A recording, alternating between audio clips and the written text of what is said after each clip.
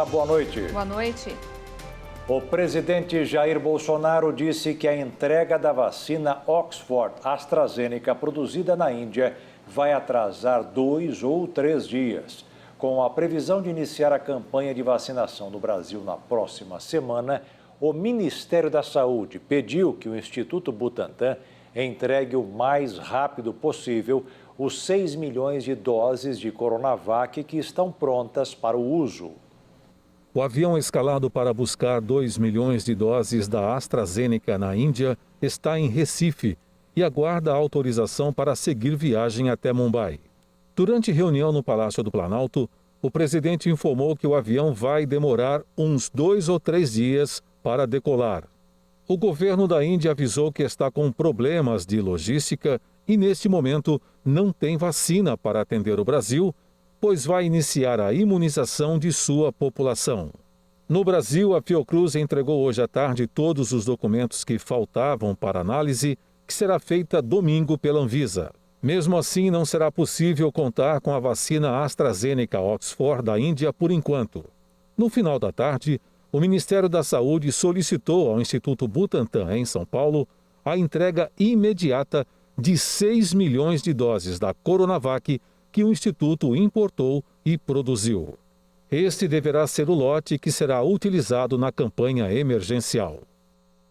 E agora um assunto muito grave envolvendo o coronavírus, a Covid-19. Vamos falar do colapso no sistema de saúde no Amazonas, que ontem não tinha mais oxigênio para pacientes internados nos hospitais do estado, devido ao aumento do número de internações por Covid-19 e uma demanda 6 vezes maior, que sobrecarregou as unidades de saúde de Manaus. A situação crítica e preocupante continua, mas o Ministério da Saúde informou que adquiriu cilindros de oxigênio por mais 48 horas e, assim, manter bebês prematuros em leitos de UTIs. Até então era impensável, mas em Manaus, moradores fazem fila para comprar ou reabastecer cilindros de oxigênio. E a Justiça Federal determinou que a União transfira imediatamente todos os pacientes da rede pública da capital que possam morrer por conta da falta de oxigênio. Ambulâncias com doentes que nem chegavam a entrar no hospital por falta de leito e tinham que procurar por uma vaga em outra unidade. O caos que se instalou pelo Amazonas vai além da superlotação. A notícia sobre a falta de oxigênio nos hospitais do estado também. O governo conseguiu um fôlego de 2 dias para que 61 bebês recém-nascidos possam continuar internados sem precisar ser transferidos. Mas para quem não pode esperar diante de uma situação dessa, foi pessoalmente comprar ou reabastecer os próprios cilindros de oxigênio. Atitude que muitos moradores de Manaus tiveram.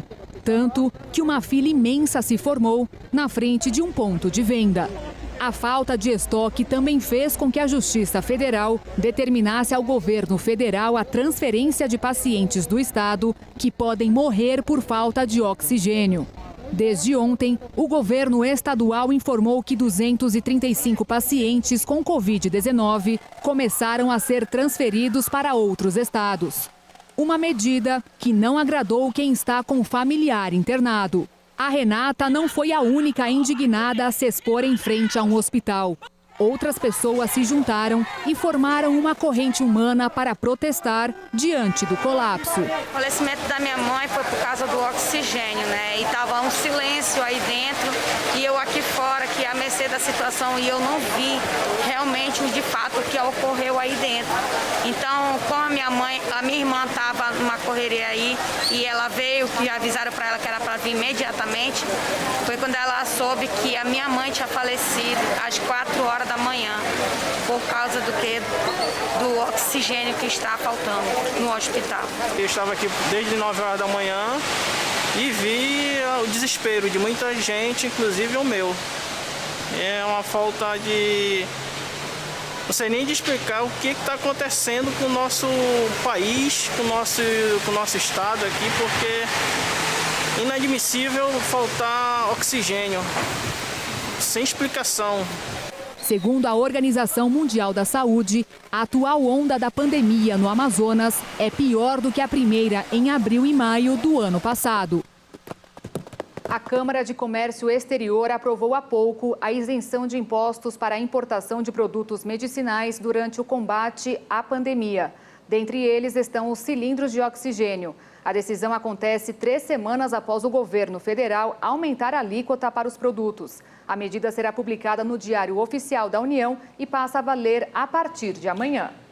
Nesta sexta-feira, o presidente Bolsonaro falou com apoiadores sobre a situação da capital amazonense e justificou que o governo federal fez sua parte e se esforçou para que a situação não chegasse a esse ponto. Jair Bolsonaro comentou hoje pela manhã a situação vivida em Manaus, onde hospitais lotados devido à pandemia de Covid-19 ficaram sem oxigênio para pacientes. Em uma conversa com apoiadores em Brasília, o presidente afirmou que o governo vem se empenhando para atender às demandas do estado do Amazonas. A gente está sempre fazendo, tem que fazer, né? Problema Manaus. Bolsonaro, a gente está junto com você. Terrível problema lá. Agora, junto com você, sempre. Agora nós fizemos a nossa parte. Com recursos, certeza, meios, com certeza. Onde as Forças Armadas ocupam lá um hospital de campanha. Tá certo? O ministro da Saúde esteve lá na segunda-feira, providenciou oxigênio.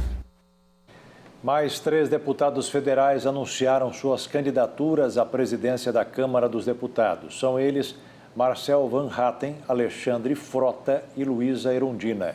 O atual presidente da Casa, Rodrigo Maia, defendeu hoje o retorno antecipado das atividades do Congresso Nacional. A bancada evangélica da Câmara dos Deputados declarou apoio ao candidato à presidência da Casa, Arthur Lira. Segundo a nota da Frente Parlamentar, a maioria absoluta da bancada concordou. Portanto, são 187 votos garantidos para o candidato do Progressistas entre deputados de vários partidos. O candidato do MDB, deputado Baleia Rossi, também segue em campanha. Nesta sexta-feira, ele esteve em São Paulo, onde se reuniu virtualmente com deputados e outros políticos apoiadores. Pelas redes sociais, ele criticou o opositor e disse que defende o retorno dos trabalhos no Congresso. Já o PSD lançou o nome de Alexandre Frota como candidato à presidência da Câmara. O ex-aliado de Bolsonaro está no primeiro mandato e foi eleito pelo estado de São Paulo com o PSL, partido com quem rompeu no ano passado. O PSOL também formalizou o candidato ao cargo e apresentou a deputada Luísa Erundina. A executiva nacional do partido resolveu lançar a parlamentar para a disputa à presidência da Câmara, representando a esquerda, e já orientou que, caso a candidatura não avance ao segundo turno, os deputados do partido devem votar contra o candidato apoiado por Bolsonaro. Já o Partido Novo apresentou Marcel Van Hatten. Eleito pelo estado do Rio Grande do Sul, o deputado passou a tarde em Brasília discutindo apoios e estudando uma ação para atender a população de Manaus. Segundo a liderança do Partido Novo, desde o ano passado, Van Hatten defende a suspensão do recesso para a votação de pautas urgentes em função da pandemia. Acompanhados dos meus colegas do Partido Novo, mostramos que o Brasil merece mais. Junto com outros deputados, vamos construir uma candidatura que seja uma verdadeira terceira via, que possa chegar ao segundo turno e vencer as eleições. Precisamos pautar as reformas, combater a corrupção de verdade, buscar a reforma administrativa e reforma do regimento interno da Câmara dos Deputados. Agora, além da eleição, a atenção dos parlamentares está voltada à situação no Amazonas. Nesta sexta-feira, o presidente da Câmara, Rodrigo Maia, disse que pediu ao presidente do Senado, Davi Alcolumbre, a convocação da Comissão Representativa do Congresso Nacional. O objetivo é discutir o enfrentamento da pandemia no Amazonas e a vacinação contra a Covid-19 no país. Em outra frente, pedidos de intervenção federal no Amazonas foram protocolados junto ao Palácio do Planalto para que o governo federal ajude a contornar o problema enfrentado pelos moradores do estado. Um pedido foi feito pelo senador Eduardo Braga e o outro pelo deputado delegado Pablo. O povo não aguenta mais. Hoje nós chegamos no limite. Desde abril do ano passado, a gente vem vendo a pandemia crescer a níveis alarmantes. Os hospitais estão lotados, as unidades de saúde já não aguentam mais, os profissionais de saúde estão estressados, extenuados de tanto trabalhar. E a gente viu hoje acabarem também insumos. Hoje faltou oxigênio nas unidades de saúde do estado do Amazonas e pessoas morreram asfixiadas, sem ar nos leitos de hospital. A intervenção federal ela tem o objetivo de colocar a saúde nas mãos da União. O governo se afasta, a União vem, consegue pedir reforço de estruturas de outros estados da federação, utilizar as forças armadas, empenhar outro tipo de recurso que o governo do estado não tem. E assim a União consegue vir com força e debelar essa crise de saúde que está vitimando dezenas, centenas, milhares de amazonenses. O povo já está sofrendo e não aguenta mais. O Palácio do Planalto foi procurado para responder sobre o pedido de intervenção, mas não respondeu à reportagem. E veja a seguir: o mundo alcança 2 milhões de mortes por Covid. E ainda, a Pfizer vai entregar vacina contra o coronavírus para a União Europeia no primeiro trimestre do ano.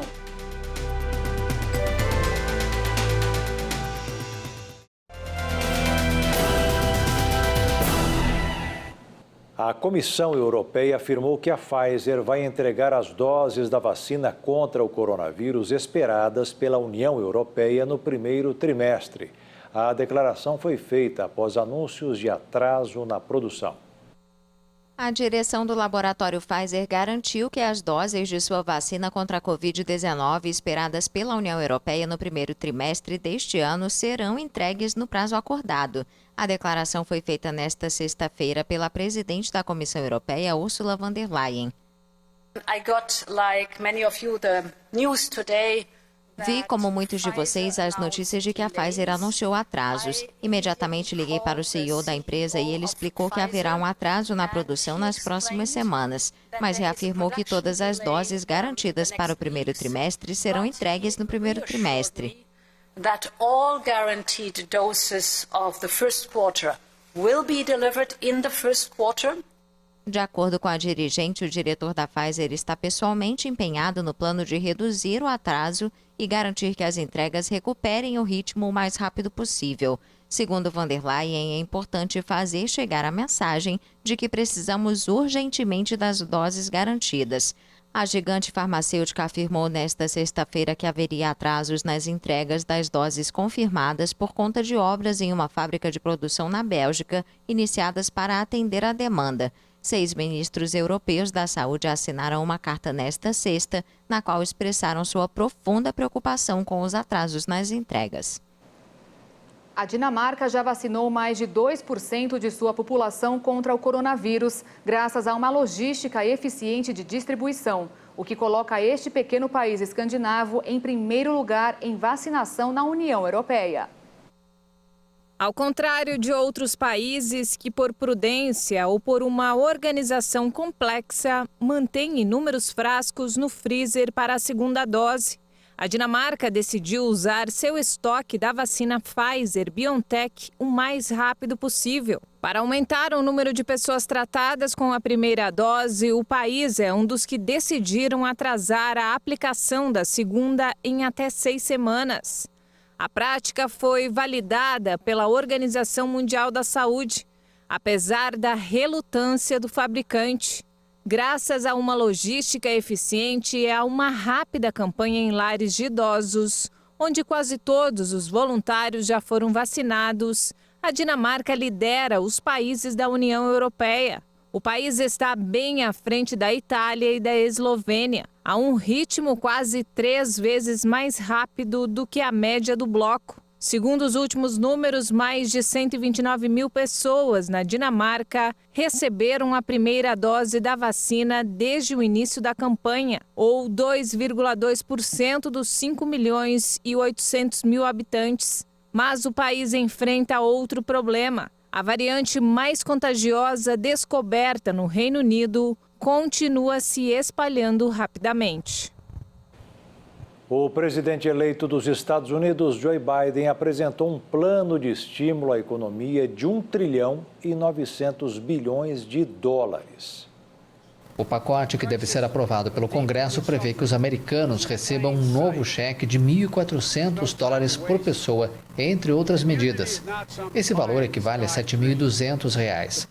Se antecipando as críticas de que esse novo plano poderia aumentar o endividamento do país, Biden destacou que o retorno dos investimentos em termos de emprego e igualdade racial evitará danos econômicos no longo prazo. Não é apenas um investimento fiscal inteligente, incluindo gastos deficitários. O retorno desses investimentos em empregos e igualdade racial evitará danos econômicos de longo prazo. Os benefícios serão muito maiores que o custo. O plano de $900 bilhões adotado em dezembro do ano passado, considerado uma entrada por Biden, já havia colocado $600 no bolso de cada americano com base na renda. O democrata também prometeu a criação de milhões de empregos no setor industrial dos Estados Unidos.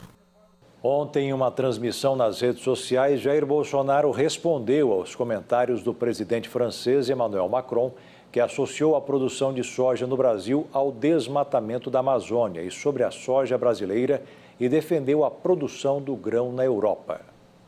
Fala do Macron, né? Pelo amor de Deus, seu Macron, não compre soja do Brasil, porque assim você não desmata a Amazônia. Compre soja da França. A França produz de soja 20% que essa de Sorriso produz aqui em Mato Grosso. Fica falando besteira aí, ô seu Macron. Não conhece o seu país. Fica dando pitaco aqui no Brasil. E veja a seguir, as vendas do comércio varejista registram queda. E ainda, pessoas estão descontando a ansiedade na comida durante a pandemia.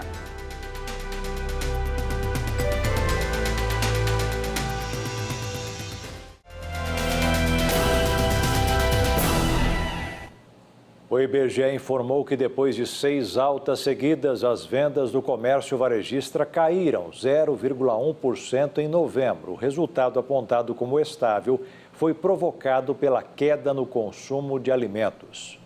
Nem a Black Friday, que costuma aumentar as vendas do varejo em novembro, conseguiu contribuir para o resultado geral do setor. É por isso que as tradicionais liquidações de janeiro estão de volta, com descontos de até 40%. São promoções para poder escoar o que sobrou dos bens duráveis e semiduráveis do ano passado. Apesar das ofertas, o varejo não projeta um crescimento significativo das vendas neste momento, em razão da situação econômica do país. A prioridade do consumidor está sendo o pagamento dos impostos, como IPTU e IPVA, além das compras de volta às aulas e da quitação dos débitos do ano passado. Mas quem tiver dinheiro e perceber que o investimento vale a pena, pode ter uma boa oportunidade nas lojas. Mas é bom não esquecer a cartilha do controle do orçamento e comprar apenas o que for realmente útil e não se render ao consumo por impulso, porque o cartão de crédito não costuma fazer mais descontos. A compra precisa ser aquela dividida em várias parcelas.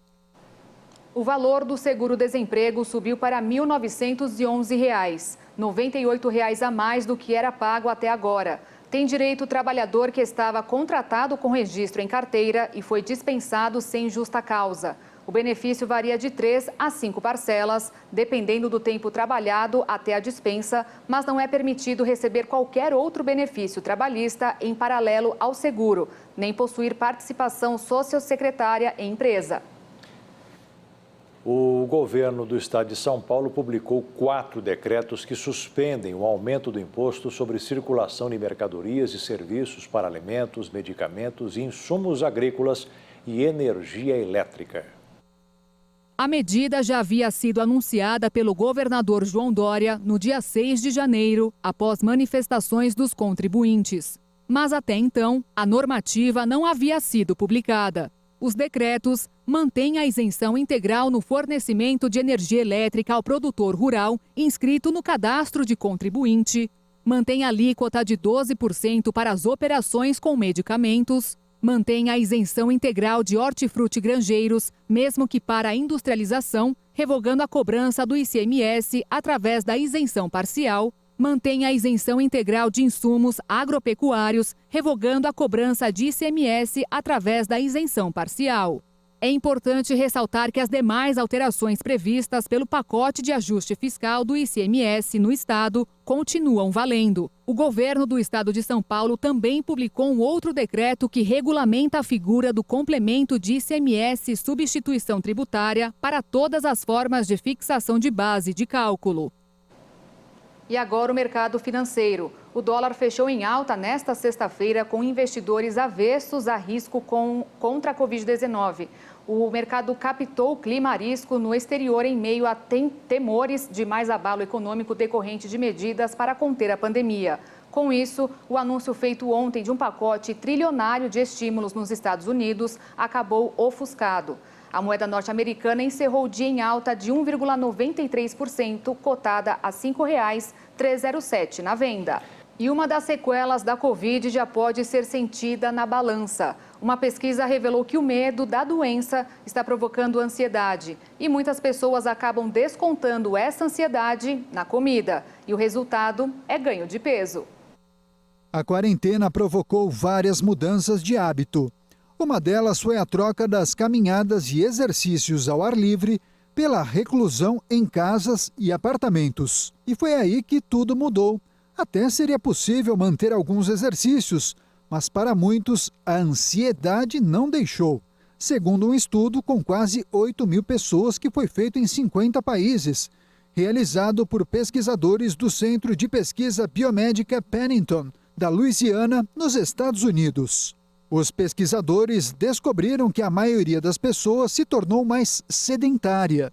Para eles, é o resultado de não sair para trabalhar e passar o maior tempo do dia em casa. Isso pode explicar outra constatação. Aproximadamente 27% das pessoas entrevistadas afirmaram que ganharam peso após a aplicação das primeiras medidas de isolamento.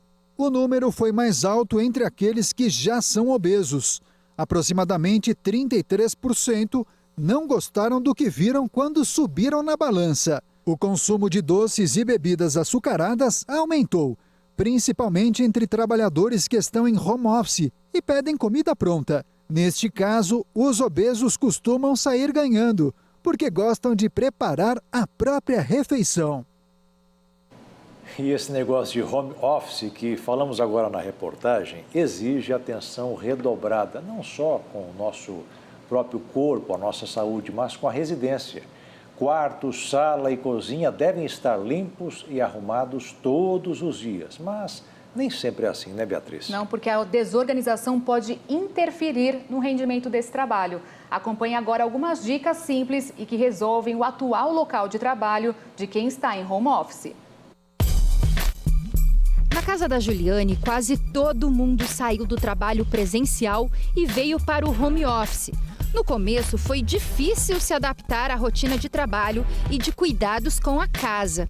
A empresária conta que virou aquela bagunça. Cama nunca, cama em último lugar, porque já acordava atrasada, já tinha que fazer entrar na reunião, aí deixava a cama por último, porque daqui a pouco também já ia voltar para a cama para dormir, o dia se passa assim muito rápido. Então não, a cama ia ficando. Primeiro acordava, tomava café, já ia para a reunião.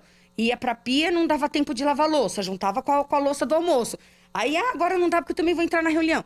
Eu juntava com a louça do almoço e da janta quando ia ver a pia transbordando de louça. Então foi assim, foi muito difícil, é uma desorganização que a gente precisa se organizar, otimizar nosso tempo. Se eu lavasse um pouquinho no café da manhã, um pouquinho no almoço, eu não estaria com a janta, com a cozinha inteira toda desarrumada. E a Juliane não foi a única que precisou se adaptar a essa rotina doméstica. Muita gente também saiu do escritório e continua trabalhando em casa. Mas algumas dicas podem facilitar a vida e otimizar o tempo tanto na limpeza da casa quanto nas horas que é preciso se dedicar ao home office. Você é daquelas pessoas que deixam sempre a arrumação da cama para depois? Segundo essa organizadora residencial, esse é um péssimo jeito de começar o dia.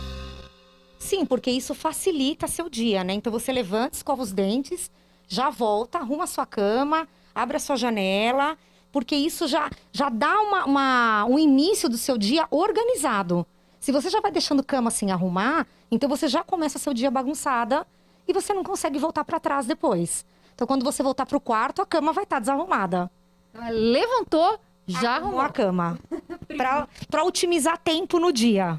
Primeira regra do dia. Primeira regra do dia, arrumar a cama. E quem disse que precisa fazer aquela faxina? Até porque quem está em home office não tem tanto tempo sobrando para isso, né? Banheiro, sala e cozinha. Dá para deixar tudo brilhando e sem gastar horas com a limpeza. Então, arrumamos a cama, o quarto já está organizado, abrimos a janela. Então, o que a gente faz? O mercado hoje oferece muitos lencinhos umedecidos, que são higienizadores. Então, você usa ele para já limpar toda a pia, para você já limpar a cuba. E depois que você limpou a pia, limpou a cuba, você aproveita ele e você já limpa o vaso sanitário. Por quê? Ele já pode ser descartado e ser jogado fora. Sala é aquele lugar que no final do dia a gente gosta de se esparramar no sofá, de ficar bem à vontade. Aí traz copo, traz balde de pipoca, traz um monte de coisas. Mas como é que faz para manter a sala organizada? Ou senão também sai, porque agora também as academias estão começando a liberar e faz academia, um joga uma coisa, outro joga outra, enfim. Fica aquela bagunça na sala. Então o grande segredo, antes de você ir dormir, é você realmente recolher tudo que está jogado, tudo que está espalhado fora do lugar. Então, isso ajuda muito, otimiza o seu tempo. Eu falo que a casa ela pode estar suja, mas se tiver tudo no lugar, pode chegar a visita que for na tua casa, ela vai falar, nossa, tua casa está impecável. Eu confesso que para mim a parte mais difícil para manter organizada é a cozinha, porque durante o dia a gente vai colocando um copo, uma colher, o prato, quando vê a pia tá abarrotada de louça. E vale lembrar que muita gente, inclusive agora que está em home office, também está cozinhando em casa, né, Luciane? Como faz para deixar a pia assim um brinco como tá essa aqui? Então, porque na verdade, como tá todo mundo em home office, é que você fala, né? Sempre tem uns que come 3 em 3 horas, vem fazer um lanche, almoça, janta, enfim, vai virando realmente uma pilha na pia. O grande segredo na cozinha é você deixar ela arrumada antes de dormir. E olha que nem precisa de tanto tempo assim. Em 20, 30 minutinhos já está tudo organizado. E pode apostar, com o dia rendendo muito mais. Eu vim num cronograma. Eu levantei, eu arrumei a cama, eu limpei o banheiro, eu subi, a minha sala já estava organizada, eu cheguei na cozinha para tomar café da manhã e minha cozinha está como? Arrumada. Então você vai começar seu dia no seu trabalho não irritada, não desgastada, né? Então você vai começar um dia leve. E o máximo que você pode fazer é colocar as roupas para bater na máquina de lavar enquanto você começa seu trabalho. E na hora do seu almoço você estende. E eu acho que é um dia bem finalizado para nós que cuidamos de casa, estamos trabalhando em casa e nossa família também. E além de trabalhar em casa, você vai ver daqui a pouco que o Rio de Janeiro anuncia a volta às aulas em sistema online. E veja também as dicas para tranquilizar os estudantes que vão fazer a prova do Enem.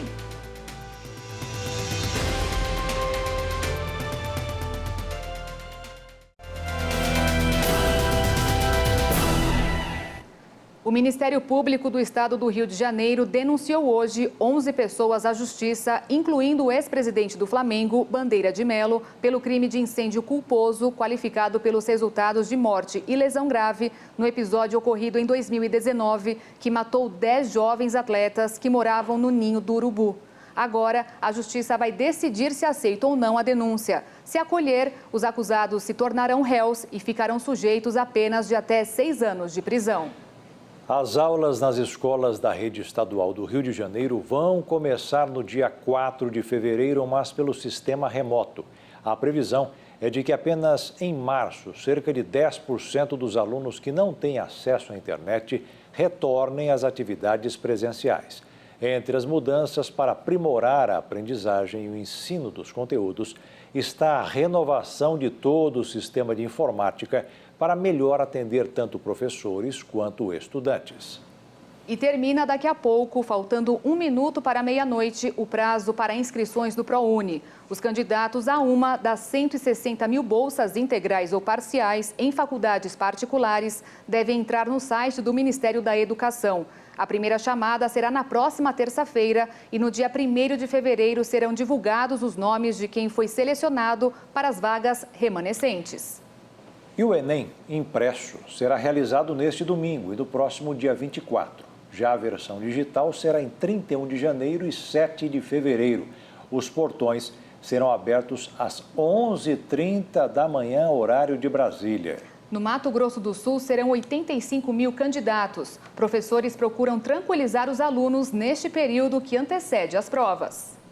Aos 17 anos, José Pedro vai fazer o Enem pela segunda vez. A primeira, em 2019, foi para experiência. Agora, ele pretende se sair bem para conseguir atingir o objetivo, uma vaga no concorrido curso de medicina. Só que o desafio ficou ainda maior com a pandemia de coronavírus e a proibição de aulas presenciais. Ele conta que teve que organizar uma rotina de estudos para se preparar ainda mais para a prova. Ela praticamente foi baseada em teoria, exercícios, realização de simulados, redação e cronômetro de prova. Eu baseava muito nisso como uma simulação da prova no dia, no caso. O estudante explica que não só para ele, mas para a maioria dos alunos, o desafio é controlar o emocional e principalmente a ansiedade. E eu acho que o pensamento de que a gente fez o que era possível fazer, dentro das condições que a gente tinha, é o que tem que prevalecer. Até por futuras frustrações, se acaso não dê certo, né, você tem a consciência de que você fez o que tinha que fazer no tempo que tinha que fazer. Este professor revela ter percebido na maioria dos alunos que o fator emocional realmente se tornou mais difícil este ano, para quem busca um bom desempenho no Enem. Na escola em que dá aulas, depois de meses com atendimento online, 30% dos alunos aceitaram retornar para a modalidade presencial nas últimas semanas que antecedem o exame, para reforço e também suporte emocional.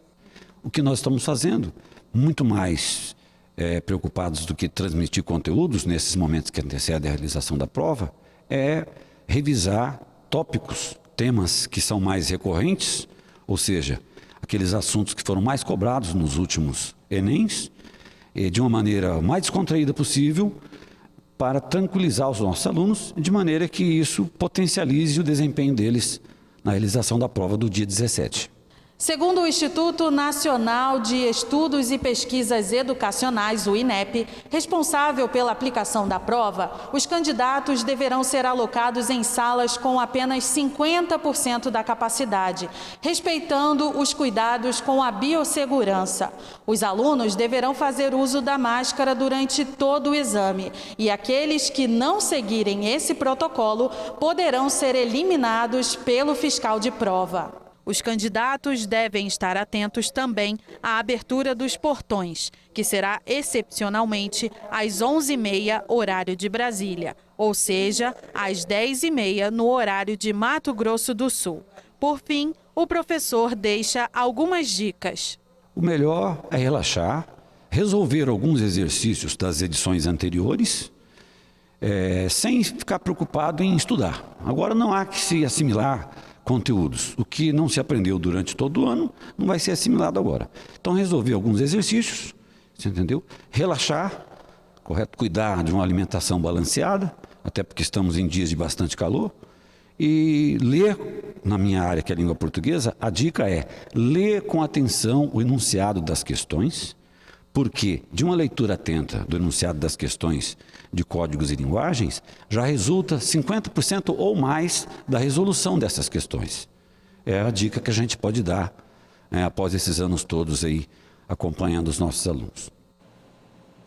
E um decreto do governo do Amazonas, publicado nesta quinta-feira, confirmou a suspensão das provas do Enem no estado, devido ao estado de calamidade pública e a grave crise de emergência sanitária que o governo enfrenta.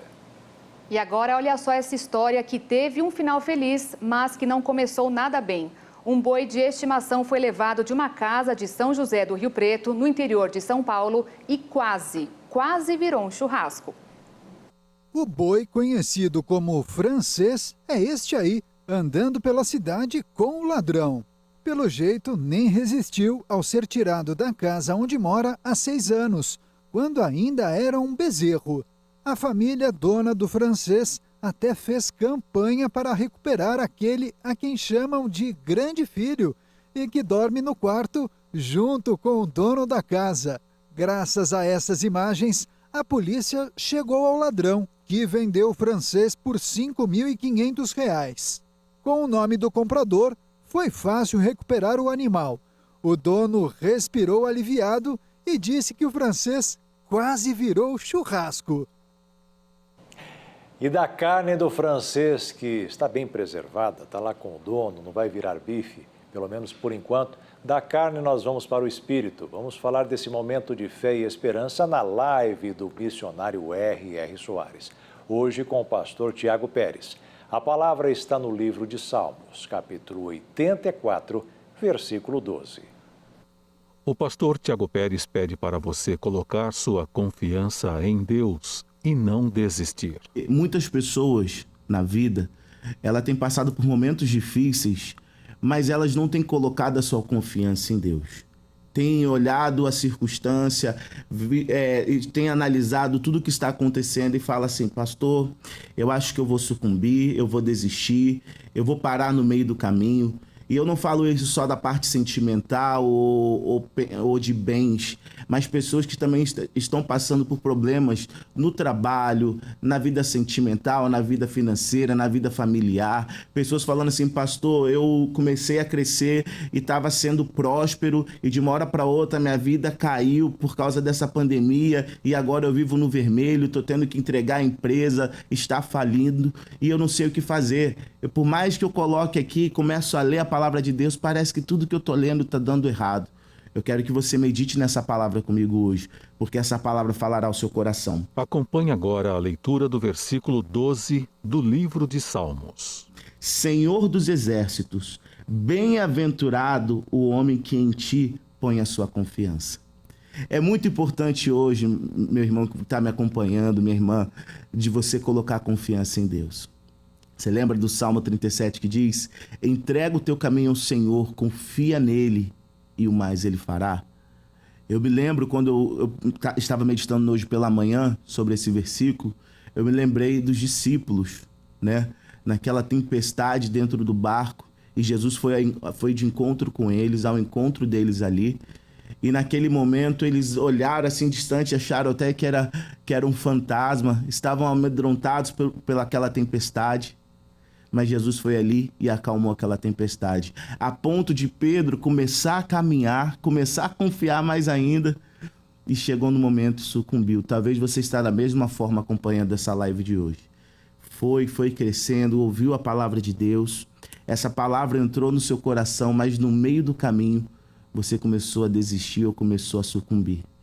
Quando eu li esse versículo, bem-aventurado o homem que em ti põe a sua confiança, eu falei: essa é a mensagem que eu tenho que dar para o povo de Deus hoje. Você precisa colocar essa confiança em Deus. A mensagem final da live de hoje está em 1 João, capítulo 5, versículo 14. E esta é a confiança que temos nele, que se pedirmos alguma coisa segundo a sua vontade, ele nos ouve. E o Jornal das 22 termina aqui. Obrigada pela companhia, um ótimo fim de noite e fim de semana para você e até segunda. Boa noite, fique na paz. Tchau.